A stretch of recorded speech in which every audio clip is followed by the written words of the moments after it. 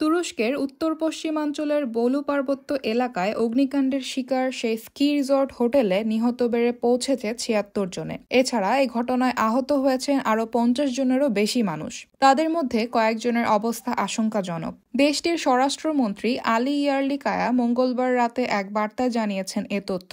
তিনি আরও বলেন, নিহতদের পরিচয় উদ্ধারের চেষ্টা চলছে, তবে অনেকেই পুড়ে দগ্ধ হয়ে যাওয়ায় তাদের পরিচয় এখনো জানা যায়নি। ভয়াবহ অগ্নিকাণ্ডের শিকার হওয়া সেই হোটেলটির নাম গ্র্যান্ড কার্তাল হোটেল। বলু পার্বত্য এলাকার কার্তালকিয়া স্কি রিসর্টের কাছেই হোটেলটির অবস্থান। এই অঞ্চলটি তুরস্কের শীতকালীন পর্যটন অঞ্চল হিসেবে বেশ জনপ্রিয়। মঙ্গলবার স্থানীয় সময় বিকেল ৩টা ৩০ আগুন লাগে গ্র্যান্ড কার্তাল হোটেলে। আগুনের সূত্রপাত ঘটেছিল রান্নাঘর থেকে। স্বরাষ্ট্রমন্ত্রী তার বার্তায় বলেন, পাহাড়ি উঁচু নিচু পথের কারণে আগুন লাগার পর ফায়ার সার্ভিস বাহিনীর কর্মীদের সেখানে পৌঁছাতে সময় লেগেছিল ৪৫ মিনিট। এই ৪৫ মিনিটেই ভয়াবহ রূপ নেয় আগুন। হোটেলের বাইরের আবরণ কাঠ দিয়ে তৈরি বলে আগুন লাগার পর তা অত্যন্ত দ্রুত ছড়িয়ে পড়ে। মেভলুত ওজের নামের এক প্রত্যক্ষদর্শী রয়টার্সকে বলেন, এটা ছিল রীতিমতো একটি মহাবিপর্যয়কর ঘটনা। মাত্র আধ ঘন্টার মধ্যে আগুন পুরো হোটেলকে গ্রাস করে ফেলেছিল। সামাজিক যোগাযোগ মাধ্যমে পোস্ট করা বার্তায় আলী ইয়ারলিকায়া বলেন, এই ভয়াবহ অগ্নিকাণ্ড এবং এত প্রাণহানির ঘটনায় যে আমরা কষ্ট পাচ্ছি তা ভাষায় প্রকাশ করার মতো নয়।